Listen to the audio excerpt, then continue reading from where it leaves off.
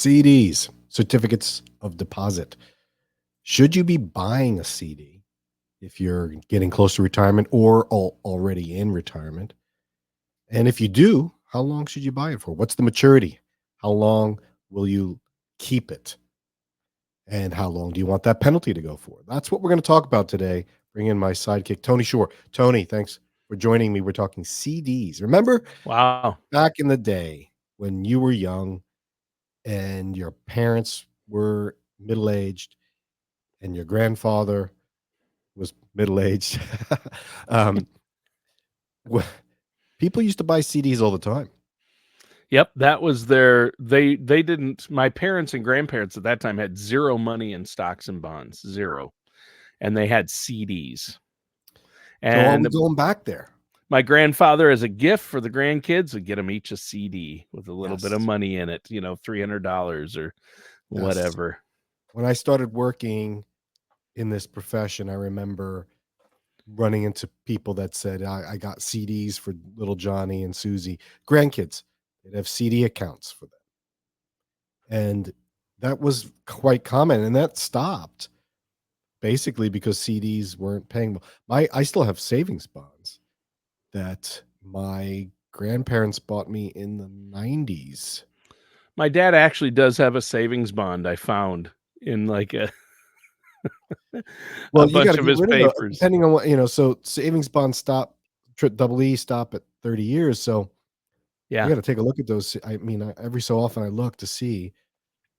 So Yeah, this one's like within a year of, it's within a year. So I told him he has to go and do something with it. I mean, it's only worth like $88 at this point, the one he has, but CDs got a bad rap over the past 20 years, but they're coming back now because they're actually paying some decent interest.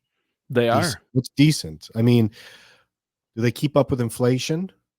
CDs? No, they never have. They're not designed to do that. But CDs, I have some acronyms here for those that are watching on video here. CDs, money market, MM, HYS, high yield savings accounts. Remember the days of getting decent interest on your savings account? No, actually, I don't. I do. I remember when I graduated college in the 90s, and I was able to get credit cards at 0%, and I was able to get savings over 5% on just the savings account. Really? I think the highest I ever got was like 2. Oh, no. I forget, it was called Orange Savings, I think it was called, which turned into ING, which I don't even know if they exist anymore. But high yield savings accounts exist today. You can get over 4% on a savings account at banks. Now I take my bank right now. I'm with one of the biggest banks in the country. I think my high yield saving, they don't have a high yield savings. They have a savings account and it pays 0.05%. And if I bring that up to over 100 grand, I think they double it to 0.1%. Ooh.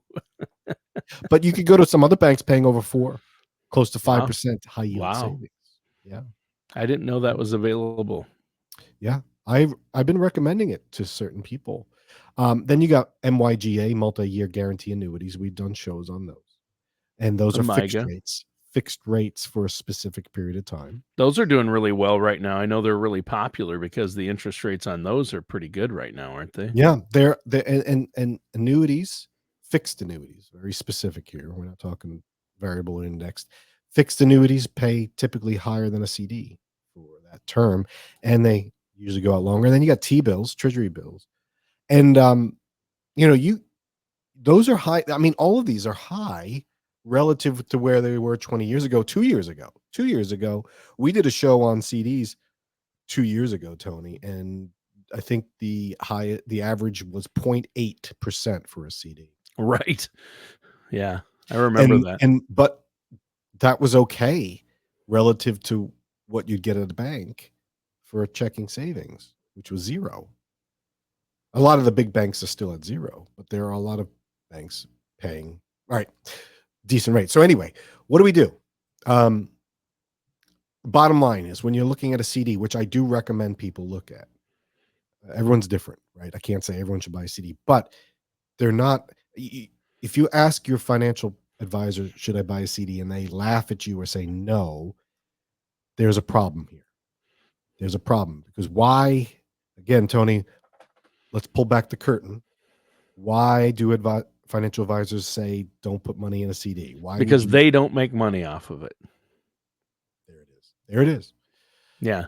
There it is. They don't make money off it, which is why a bank might recommend a CD versus investing in the market. Oh, sure. It's through their bank. Yeah. Right. But they won't tell you go shop your CDs at other banks. No. No. And it's smart to look around because they all offer slightly different specials. I noticed when my dad wanted to put some of his money in a CD, and I couldn't talk him into the MIGA, which he should have done. But I mean, we found a big difference. We found, I mean, he got Huge. like 3% more on top of what the other banks were offering, right, because one bank had a special. That's it. And there's some gotchas and gimme. We'll give you a 7% CD for 2 months, right? Oh, and by the way, that's something I see. There are people, you can get a 5% CD for 3 months. They're like, well, why wouldn't I do that? And then in 3 months, do another 5%. And then after 6 months, I've gotten 10%.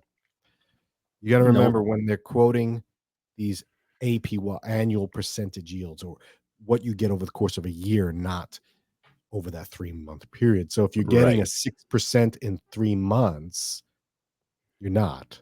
No, you're not getting the full 6 because it wasn't in there a year. That's right. You're getting 1.5% over that 3 month because it's a quarter of a year. Yeah. So why aren't people getting CDs? I think a lot of people are. I think they're coming back, but people are saying, well, how long do I go? And why? What is the main drawback, do you think, that people say CDs are a problem? That they don't like them or don't get a CD? What would be the reason why you wouldn't get a CD right now? Because there's opportunity lost in other types of investments where you could get more. That's probably the biggest one. That is definitely the biggest one. You're right. You hit it right on the head. That's not what I was thinking, but that's the big reason why people say don't buy a CD. It's because you could do better. CDs don't keep up with inflation. CDs the stock market outperforms the CDs threefold on average. But let me try to guess where you're headed. I think another reason, at least for me, is because that CD, to get a decent rate right now, it's a short term. Like it might be 12 months or 17 months, 18 months. My dad did an 18-month. And then when that 18 months runs out, you got to put it back in something and they'll roll it into another CD, but then the rates might be way lower. Yes. So you're not going to get that rate. Yes. So that's called reinvestment risk. Yeah. What do you do when the CD matures? All right, you can get a 5% right now for 3 months, but then what after 3 months? What if rates go down? Yeah, then maturity rates. Maturity is what we're talking about, right? In my case, it's immaturity, Dan. But right, which is why it might make sense for you to buy a CD because it might increase your maturity. And the longer you can go out, if you can go out long, Tony, I would do it. No, so that's always the big risk of CDs is, what happens when they come due and then I have to reinvest? But the reverse could be true. What if you buy a 5-year CD and then rates go up in a year? You're like, well, geez, why didn't I wait a year? And then I could have. So there's always woulda, coulda, shoulda, but timing. But good luck with that. So going back to my original point, you want to make sure you're buying a CD based on what your cash flow needs. And the big fear that I was hoping you would say, but you didn't. The big fear is there's withdrawal penalties in CDs. People say, and it scares people tremendously when it shouldn't. The withdrawal penalties typically on a CD, they're a lot less steep than they are on a multi-year guarantee annuity. Sure. It's usually you have to give back interest in the form of a certain amount of time of interest that you gained. So maybe on a 6-month CD, if you go pull out before the 6 months, you might have to give back 2 months of interest or 3 months of interest, right? Or if you buy a year-long CD and you pull out early, you might have to give up 3 months of interest. And it's like, well, geez, that's terrible. I don't want to give them back interest. But you're not losing principal. You're not losing principal in that case if you're just giving back interest. Unless, of course, you buy a 1-year CD and you have to give 3 months interest and then you leave after a month. Well, then you might go in the red, depending on the CD terms. Oh, sure. Yeah. But I'm going to come back to that in a moment. But the idea is, if you don't need this money in the short term or even the long term, where do you want to put it? You want to stack it so that you don't need that money that you're putting in a CD. So if you have a cash flow need, that's what you want to do. If I'm going to retire in 2 years, and when I retire, my paycheck's going to stop, I need cash in 2 years. What's wrong with buying a 2-year CD right now and a 3-year CD right now? Because in 2 years it matures. You're not worried about reinvestment risk because you're just going to spend that because you need it to live. Right. So you ladder these things so that they come due when you need money. So it's a cash flow play. And during that time, that 1 year, 6 months, whatever the timeline, you're getting the max amount of interest that you can get. And it's not pennies anymore. It's dollars. It's significant. It used to be terrible. Now it's pretty good. Yeah. So you pick the term that matches the length of time that you want the cash untouched or when you need the cash. You know what I just saw, Tony? You're not going to believe this. I just saw a CD with a very high, long maturity. What do you think the length that I just saw just blew my mind? How long? For a CD? Yes. Oh, all the specials I see are really short-term lengths for CDs right now. So I don't know. I mean, the longest I've seen around right now is like 3 years. They do make 5 years and 10 years, but I saw something even crazier, Tony. What? 100-year CD. What? I did, and it exists, and you can look it up. If you're listening, go to Walden Mutual Bank of New Hampshire. For what purpose would you want to tie up any amount of your money for 100 years? Well, so I had this conversation with a group that I was meeting with. It happened to be a foundation for a nonprofit. And I brought it up to them, and because we shop CDs, we do CDs for different lengths of time. We have 2 years, 3-year CDs. Because the foundation needs to give out income for certain projects in 1 year, 2 years. So we ladder these CDs. And I said, well, there's a 100-year CD. And it blew everyone away because I've never heard of it before. I just saw this recently. But I brought it to the group because I said, this might be appropriate for an organization like ours, which doesn't have a lifespan. It's indefinite. Harvard University or some endowment or some foundation that's got this long-term length. Oh, sure. So not for an individual, though. I mean, that would be crazy. No, think about that. And what do you? So that's paying 4.75%. Unless it's generational. Like you're like, okay, I want my kids when they're 50 years old to have this. Right. And so you have to name a beneficiary when you buy it. Yeah. Yeah. What happens when you die? Obviously. What happened? I don't know what happens if you die. I think they have to keep it. I think the next person keeps it. Do you know what the penalty is on the 100-year CD? What would you say if you left early? You could take the interest, right? You can always take interest on the CD. $5,000. Oh, you're just saying it's $5,000. What if you only put in $5,000? I'm saying the penalty is $5,000. That's hysterical. That reminds me of that movie, Time Bandits. Yes. Robin Hood's like, and how long have you been in the robbing business? And the guy's like, 3'4". 3'4". That's a jolly long time. Yeah, 5,000. No, the penalty on the 100-year CD is 10 years of interest. Wow. You give up 10 years of interest penalty, which adds up to $5,000. Yeah. If you put in 100,000, maybe. Yeah.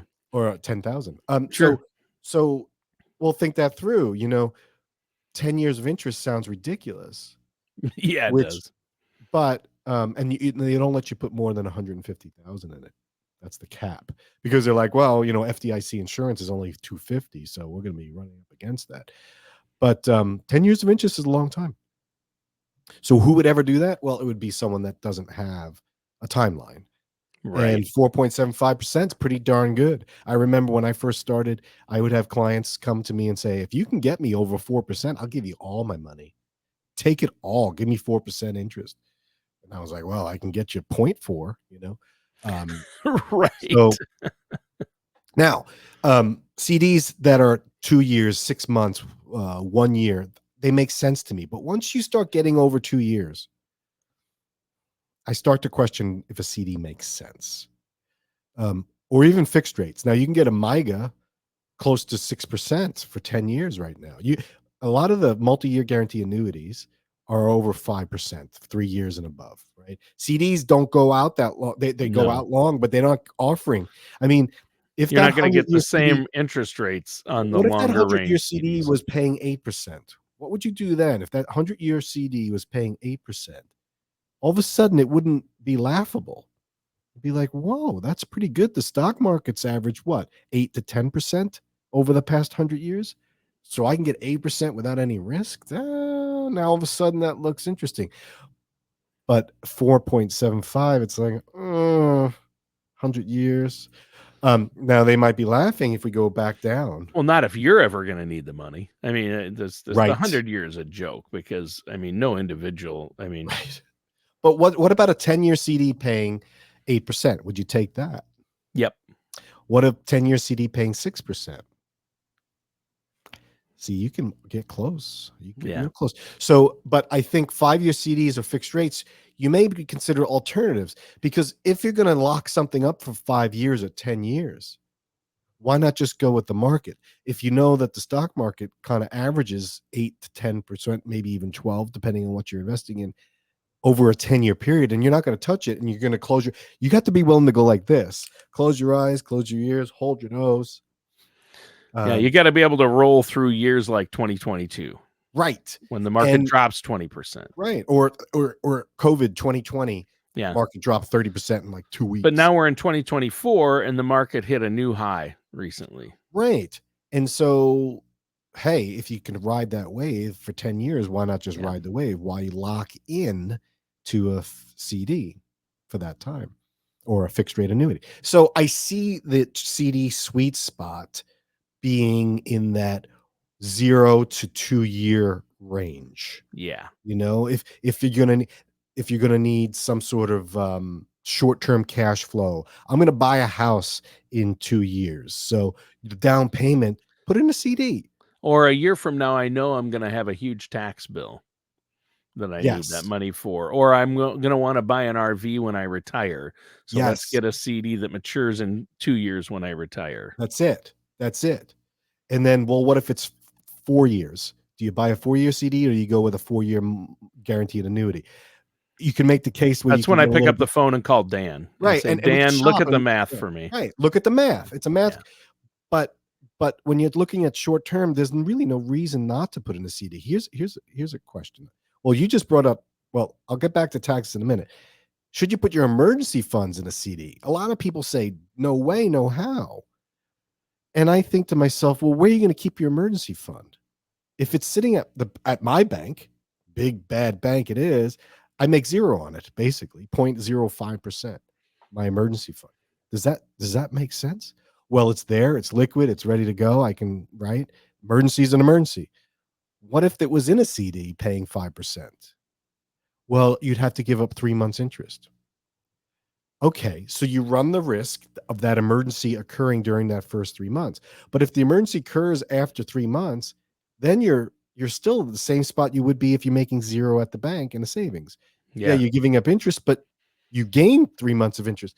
So I think emergency fund in a CD is not a bad idea. And maybe the financial advisor gurus are going to shoot me down and say I'm an idiot, but I don't think so. If you're really concerned about a short-term emergency happening in that 3-month or 6-month period where that CD interest is due, why don't you ladder it? Say you need a 20,000 emergency fund. You buy a 20,000, you keep the 20,000 there, and you buy a 1-year CD for 20,000. Once the 3-month period passes on that first, then you put another CD for 20,000. So you've kind of laddered this in case something happens. All the while, you're doing better than the bank's offering. Unless, of Sure. course, Tony, unless you can get a money market or a high yield savings that's higher than a CD, than a high yield savings. So the bottom line is always have your money working. You shouldn't have any money making nothing right now. Rates are way too high for you to just sit on cash making nothing. At least get a high yield savings account or short term CD as you think about what you're going to do with this money. Oh, I might deploy it. I might buy a rental property. I might buy a new car. I might buy the RV. Well, while you wait, while you think, while you plan, buy a CD, buy a high yield savings account, put it in, get something, because it's real money now. It's not like, well, I just missed out a 0.05% over the past year, 10 cents interest. No, it's thousands of dollars now, depending on what you're talking about, so it's worth thinking. Now, you mentioned taxes.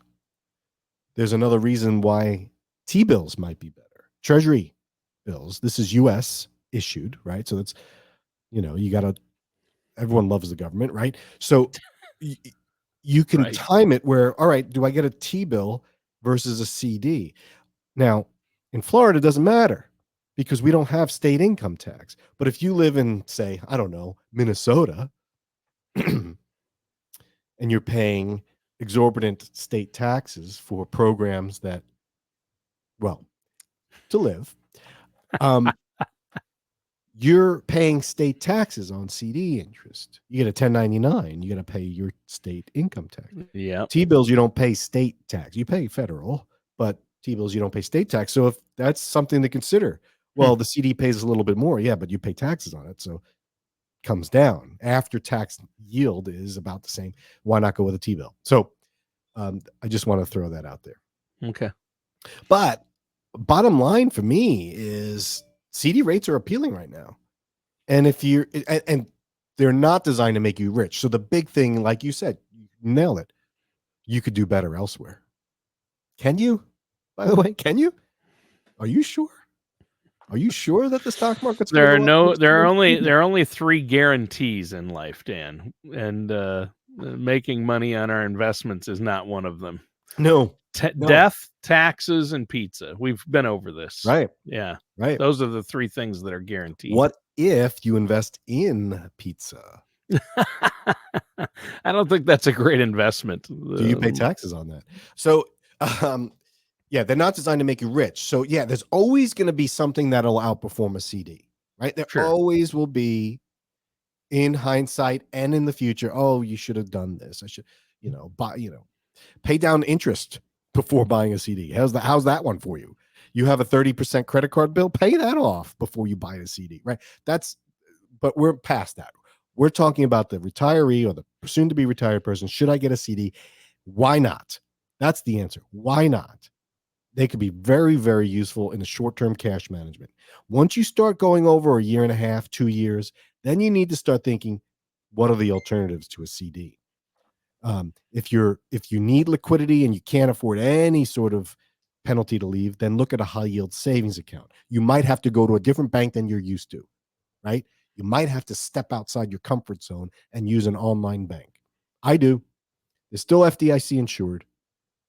It's, that used to be the scary tactic that people would use. Insurance agents would say, oh, you don't want to go with an online bank for a CD. Come with me and we'll use an insurance company. I think most people are past the online bank fear. Yeah.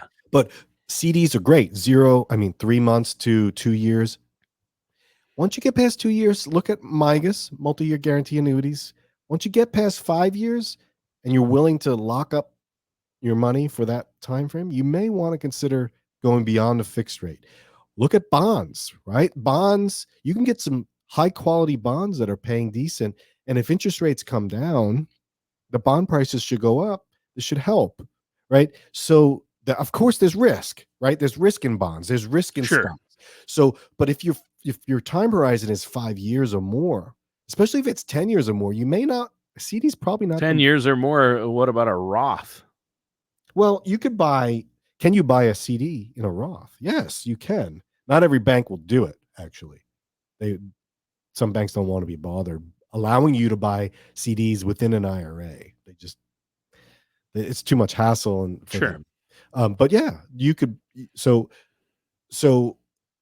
but I would argue if you're going to go 10 years or longer and you have a Roth account, why not gamble a little bit? Take the risk, because if you hit a home run, there's no taxes, right? Yeah.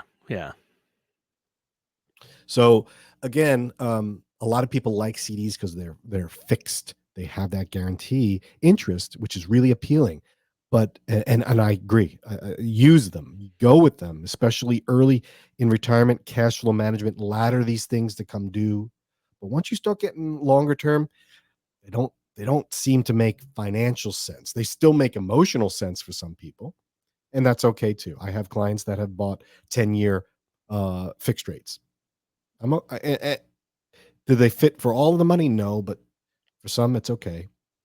So everyone's different. This isn't investment advice. I'm not telling you what to do, but I will say this: consider a CD. Don't be ashamed by them. They are paying great, and you never know. Rates could come back down soon. Maybe the government gets their act together, gets inflation under control, and interest rates go down, and then you'll be saying a 5% CD. Wow, we haven't seen that since 2024. Right? Right. Remember what we were saying just 2 short years ago in 2022. We were openly mocking CDs. We totally were. We were totally 0.08. Right. I'd rather use it to start a fire, like my cash, So who knows? 2 years from now, let's revisit this and say, oh, were we right?